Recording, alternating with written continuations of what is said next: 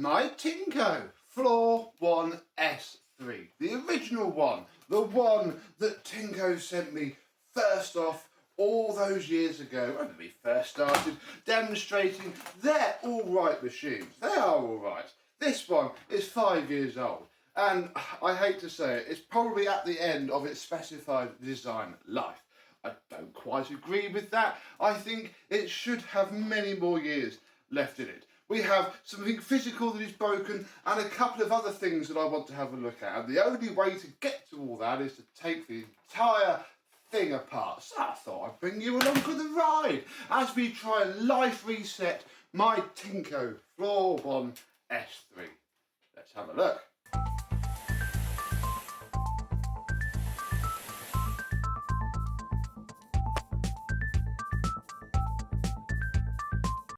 Good evening, my vacuum cleaner and Tineco chums. How are you today? Gosh, ever since we first started receiving Tineco machines, they did get quite popular. They were a decent-ish price point.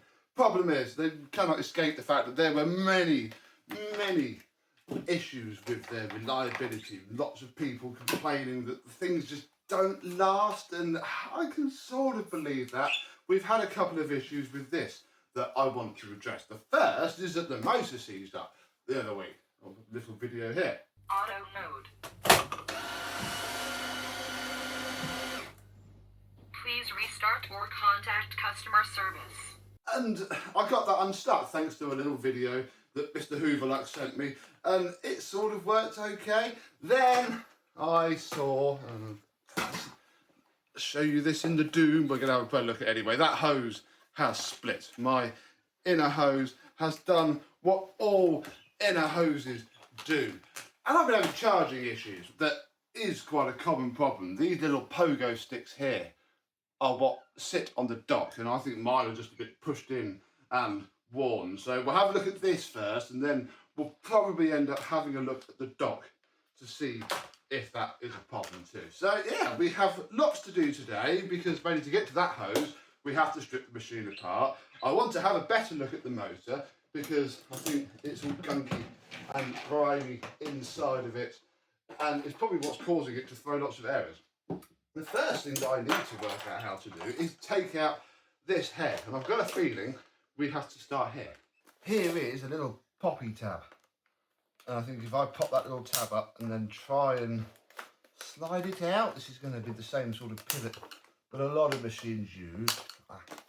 Doesn't make it any less fiddly, but essentially these two bits here, once I work out how they come off, will hopefully mean that we can release the pivot of the head and then get to the connectors that we're probably going to need to undo.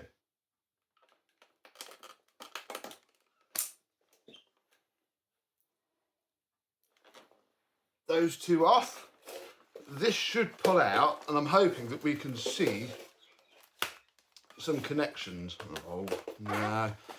Okay, well, that is step one, because we're going to need to get there. But step two, as I feared / sort of expected, got to take all of this back off. Oh, and very possibly the handle, which I think is one of these buttons here. Gosh, I'm going to have to watch my own video to work out how to take the... Yeah, the handle doesn't need to come off. There is a join. Let me get these screws off. Then, with the last screw removed and popped into the screw card that I'm going to keep, those two are still in there, this bit seems to just pop off. Oh, where's the hidden screw, folks? Ah, here we go. This is where we are going to void our warranty. Oh, I was hoping that I didn't have to remove the handle, because this is all loose. But there is something holding it here.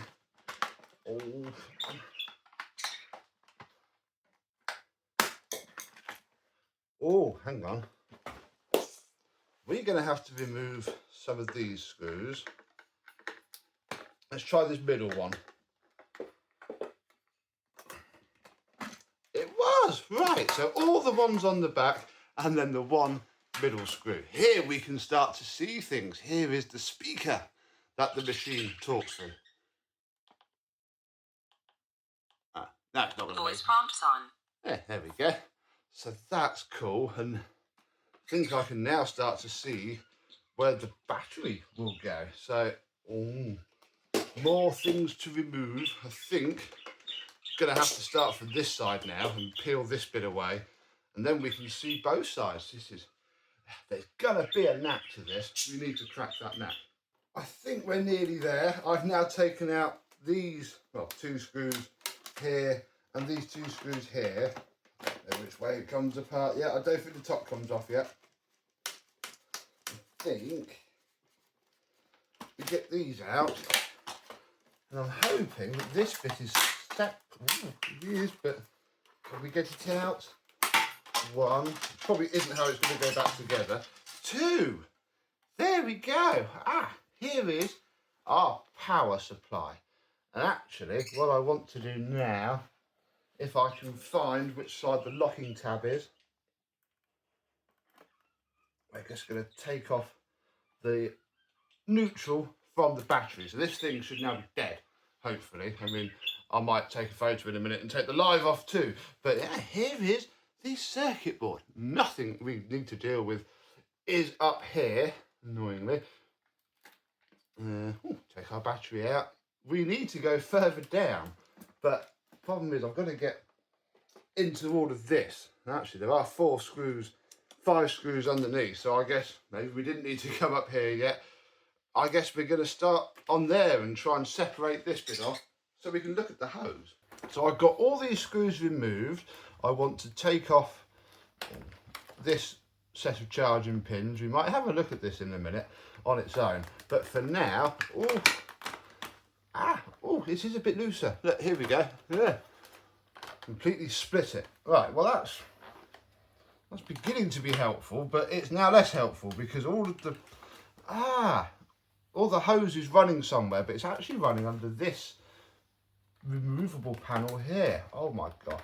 I mean, we cannot complain. This isn't even remotely designed to be taken apart, but in theory, yeah, there we go. So all the wiring runs this side. What I need to do now is remove yet more screws here. I just want to see there's a join, and this plastic pipe now is the difficult bit. Hopefully then we might get somewhere.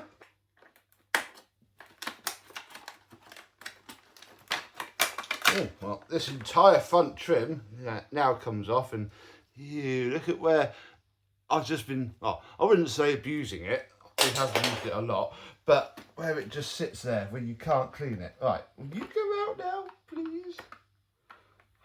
No. Oh, I don't think it will. No, I don't know what I think really. I think this is a bit annoying because I can't even see the join. It's a join there, but it's now not. So it isn't turning out to be a very good how-to video. You can just watch me fix my machine. I guess we're going to go back to up here because I've been poking around because I figured you might have to come in up here. But that's involving taking this top trim ring off. There we go. And there are some more screws. Problem is now that I've taken that apart, this is going to be incredibly difficult to find. But yeah, I think this bit's now going to come off. Then the whole other side. My phone cut that last bit of the recording off mid-rant. So I don't know what you missed. I'm sorry. But what I've done now is popped off the little glamour ring around the LCD. And then this whole part comes off. And we can release this little connector, he says, not wanting to pull it too much. And yeah, there is, I'm not going to take the LCD apart, we're not giving one of those refurbs, but there is our screen, our very nice, but it's black and white screen on this era, but our screen. Right, then this part comes off, and now I can see this mid-frame coming out. We just need to come to the bottom and undo these 2 screws here that I found underneath the bottom trim, one this side, one here,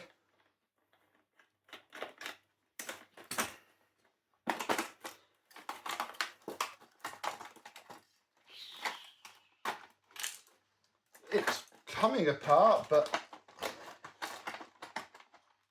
I don't want the motor to come with it.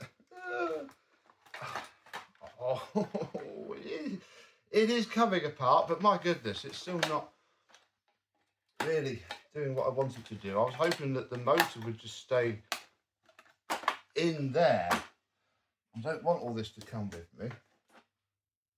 I don't think I've got a choice. Yeah, no, that's all part of it, and I can see this pipe. Ah, there's its join. You can't see anything here. Look, here, I'm up here. We're gonna. Ow! I can just get my finger in. Come on.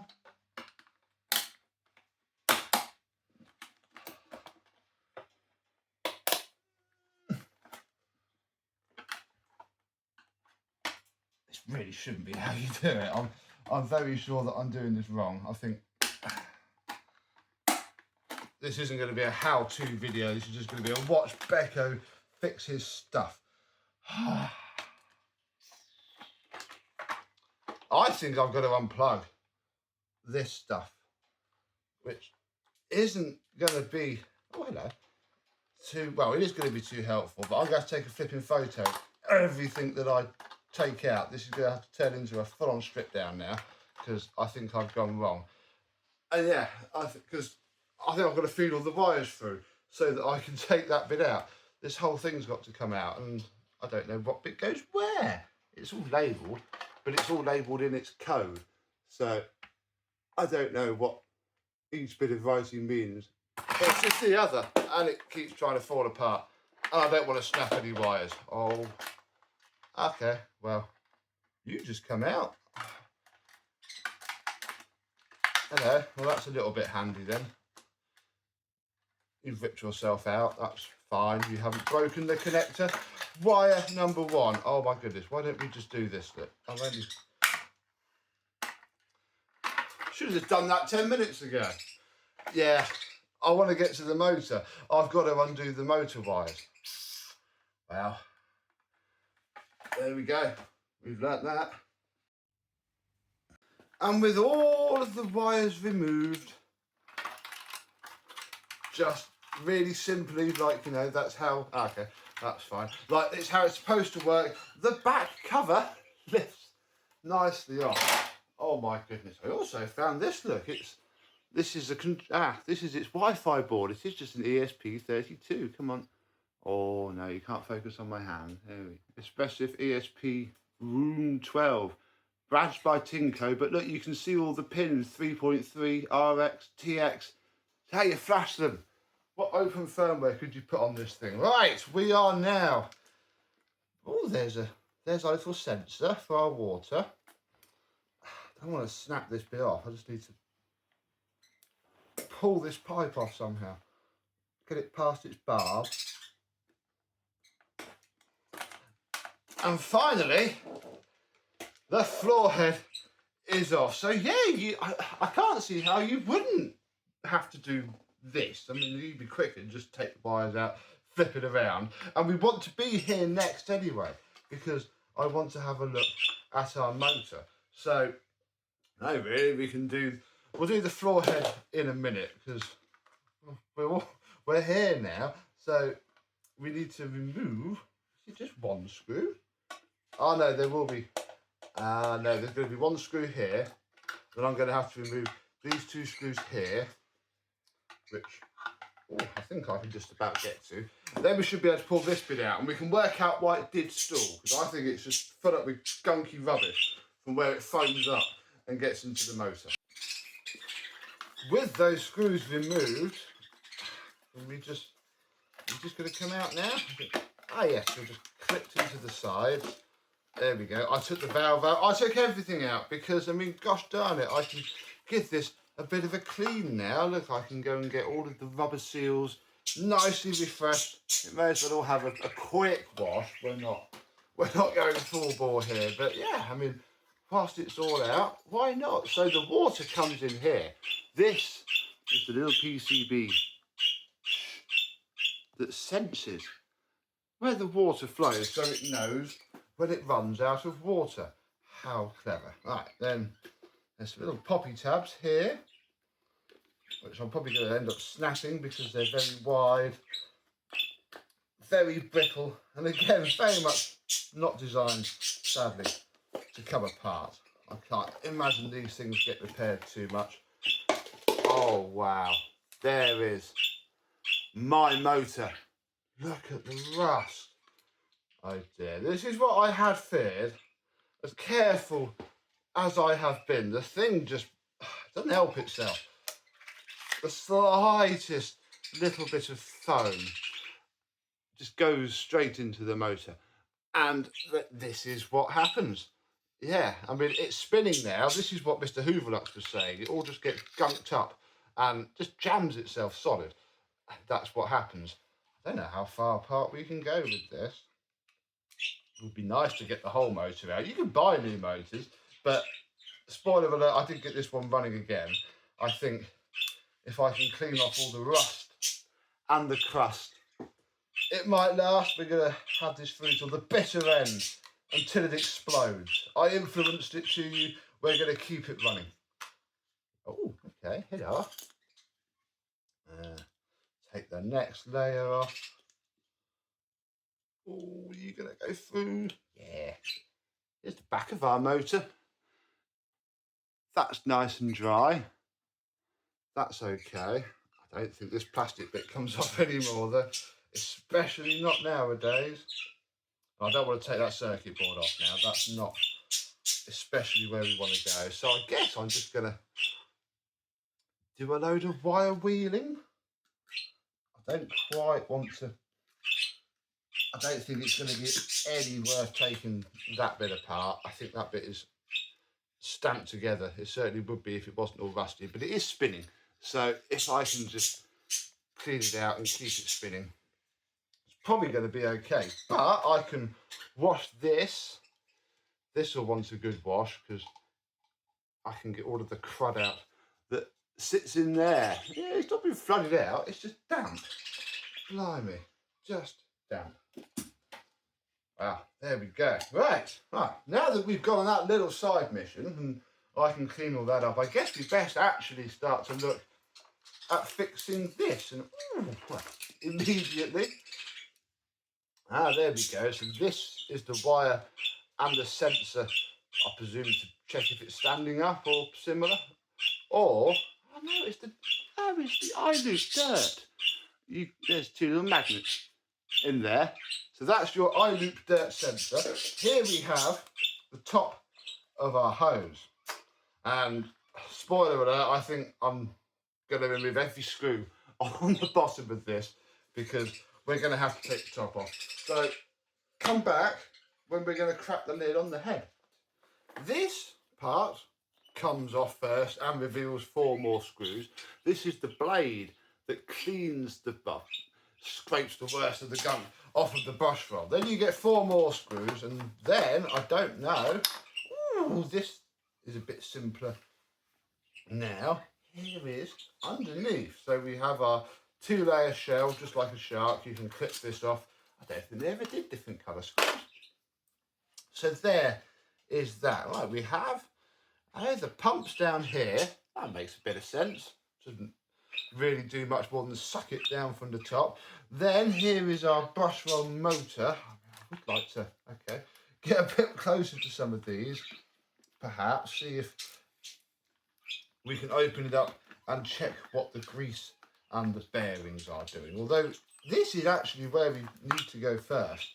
Although again, it's going to be absolutely buried under everything else. I can see 2 screws there, possibly a screw there, and need to try and separate out the hose from the head. And with those 2 screws removed, it's now trapped in here. Oh, this isn't the most fun machine I've ever done, folks. I can't lie. Oh my God, this is disgusting in here. Ew. This is not pleasant. This is the bit that you can't really clean without, having to lay the machine down and do all sorts. Oh, yeah, look, that is just all of my gunk going through. Oh, I'm just going to have to chop the hose for now, I think.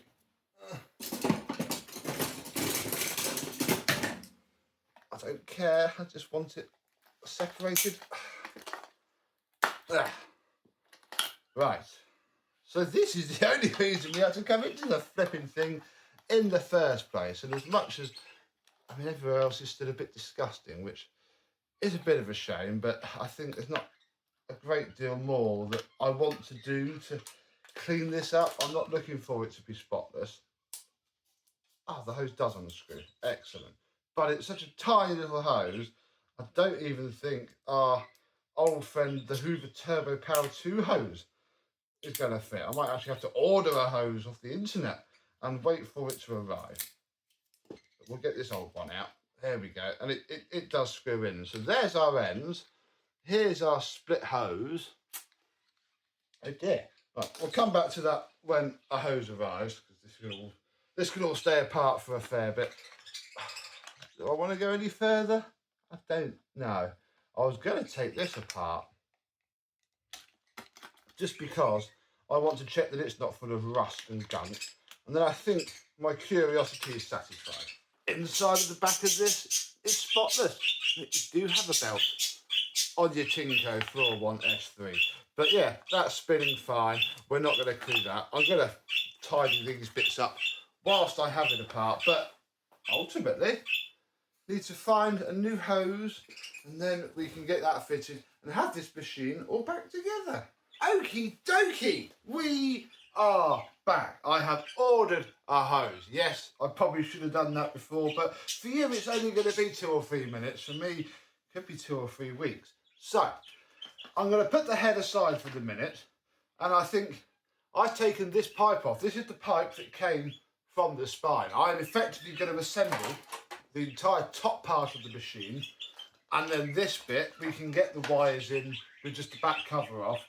You know, it won't have to be quite so apart. So that's my plan, and we can keep them to the side. But I want to have a quick look at this motor, because yeah, it's a very common problem. You get a little 150 watt 20 volt motor. You can buy them quite cheaply. I've seen them on AliExpress.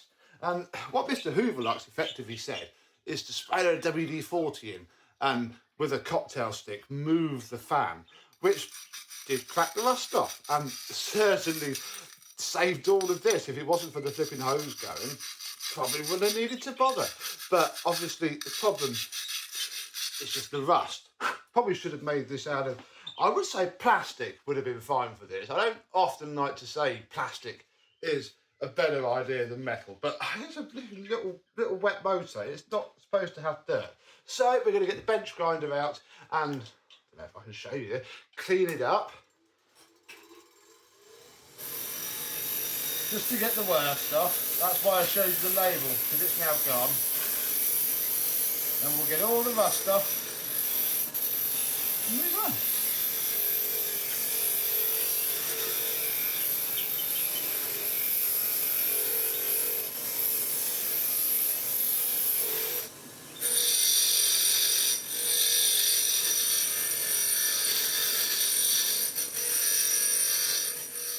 Then I've got some rust converter that I've been sloshing all over my car because it's a Nissan, so it rusts a little bit. And all I'm going to do is scrub it over this motor. It's then hopefully going to protect it a little bit from rusting anymore. Can we get it? Yeah, get it right in there. We may as well.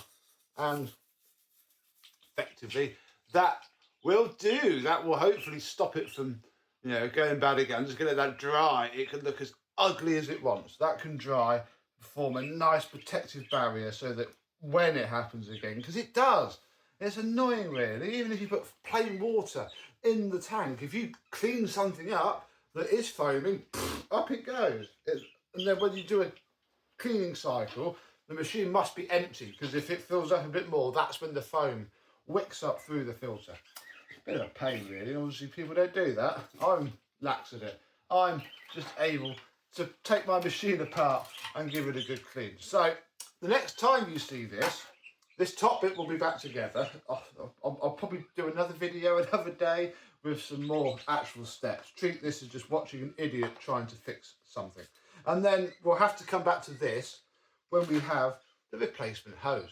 A short time later, we have what we didn't come here to do, because I hadn't realised it was broken until we went to fix the motor. But this, which was listed on eBay for the iFloor S3, although it had my S3 Pro in the description, so I bought it, and if it's wrong, it was under £4 posted. So phenomenal value. There it is. It fits perfectly. We need to not screw one end on yet because it has to come through here. So fiddle this all back together. You go underneath the wires and click into place, and there are 2 screws. Then that will go through there, and then this bit screws on to the end. So I'm going to do that. I'm also going to refit the recline switch that I took out, and then we need to try and make this to the body, which is a bit more together. Then, with this part done, and this is probably how I would have done it in the first place, I'd have left all of this bit connected and just tried to fiddle the hose out of here. But we did what we did. So I now have to poke these wires up into here and catch them as they come out of there. Then feed this hose through this side, because the hose that connects to here is out, and effectively put this pivot back together, and then we can sort of connect everything up either side. And the way this thing is falling into place is telling me that that is the right way to do it, because this bit is easier off of here. If I push that down there, you'll see that the hose is almost a bit too long, but fits fine. However, if I get this set properly and push these 2 plastic parts in both sides of the pivot, I can then have it hold itself together. I'm sliding the long side in first and then pushing the tab underneath, and there we go. Because yeah, I can't put the clamps down, I can't put half of it back together because everything needs to be routed the correct way. But essentially, once it's done, we just need to put everything back together. It's very clear that they never wanted you to do this at all. So this pipe here that I've taken off goes across to the input of the pump. There, if you take your machine apart, just take off that hose there on the side. If I just cut these wires and connect them back up and doing all this in, and take lots of photos, because yeah, it's going to be very fiddly for me to show you all of this. I'll come back when it's more screwed down. Before screwing this bottom part back together, we're going to put this side trim into place, because I think the 2 halves will push against each other and make this a lot more difficult. So I'll do this bit now, and then I'm going to put the screws on and make that pivot. Another thing I've backed myself into a hole with is the fact that this is the pivot. I cannot make that hole without bolting this down. So another thing that I did whilst I had it all apart was take the sprayer bar out, and I didn't anti-scale it, but I gave it all a good scrub, made sure that all of the things are nice and clean, and then we're just going to slot that back into place like so. I'll do the screws up off camera. Push the other hose in and do its spring clamp up, and then I can essentially lay this down so that it's a bit more structural again. Then with everything balanced just so, and I've taken a nice detailed photograph of how this all sits, and again, like everything, you'll know you've done it right because the hood will hopefully just sit as it should with very little finagling. Gosh, this is a difficult machine to hold together. Right, we're just going to take all of these many screws and put them all back in the many holes, and this bottom bar here, and this. I think I needed to put in before the spray bar. This is a piece of metal, one of the only pieces of the metal on the machine, so it'd be quite important I refit it. I can then run the wires up through and around here, plug them back into all their points on there, have to clip that on, and then do these top 4 screws on. Effectively, how I think this now works is you take the LCD off and out first, then you take this back part out, then you can get to the bottom trim. So effectively, we shall, when the LCD is back down, we can fit this part, I'm fairly sure. Then we can finish off with the battery. Now, I'm not entirely sure which way around to do this. I think we're going to do the positive first, then the negative, then this battery sense wire. And in theory, and the handle's not on, so we're not going to be able to turn it on.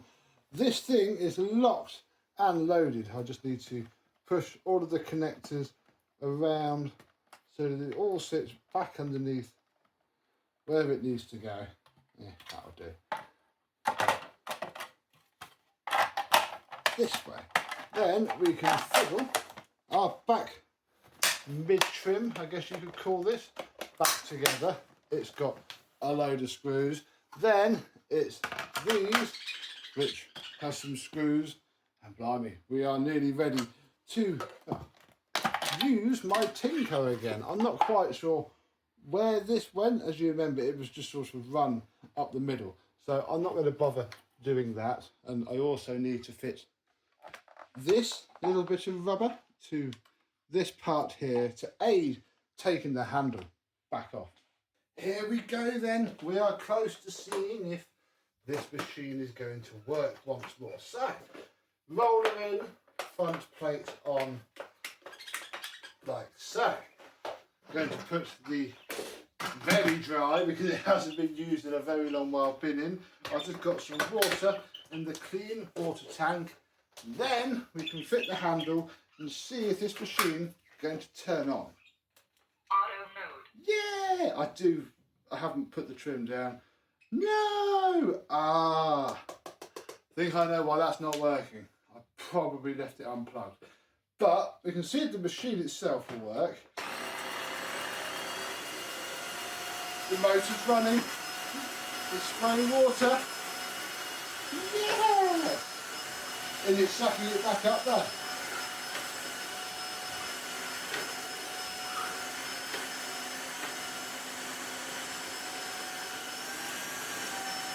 Yeah, here it comes.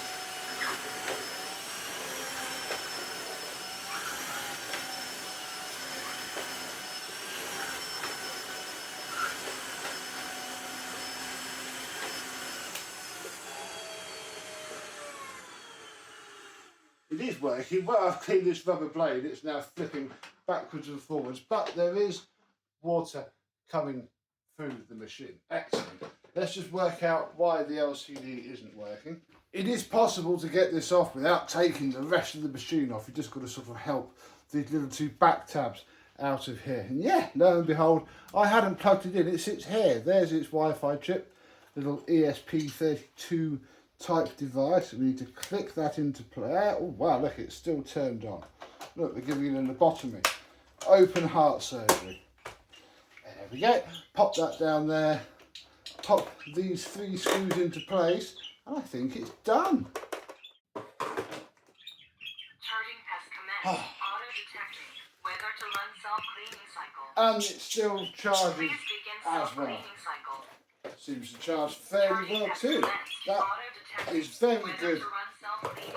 Shush. Shush, shush, shush, Please shush. begin self-cleaning cycle. It's going to complain now because we didn't do a self-cleaning cycle, but we have fixed my Tineco Floor One S3. We have gone from being given this to review 4 years ago to it, well, breaking of natural causes. And I guess that would have been the end. Makes it a bit hard now because that really wasn't a very easy repair. It was very doable, wasn't hard, but it wasn't easy either. I don't think there's a service that you can send these things to when they're out of warranty to get that done either. It is, as they say, a bit disposable, which was always in the back of my mind with these things. They're the right price point that if you get enough use out of it before it happens, you might get away with it. But if you're unlucky and that hose splits, you know, a month after the warranty ends, you're going to have a bad experience. And I wouldn't blame you. So at least when I either show these things off and put them through their paces, as much as I can, I will try to keep to that promise And hopefully we can keep this thing going for another 4 years and see how it breaks next time. So have you had a Tineco appliance? Did it break on you? If so, was the warranty any good? Was it a bad experience? Did you get it fixed in the end? Let me know down below, because it's always interesting to hear these things in the real world. And if you do have one of these and the hose is split and or the motor is seized, I hope this has helped you fix it if it was fixable. Until the next exciting video, I and this Tineco will see you soon. Bye bye.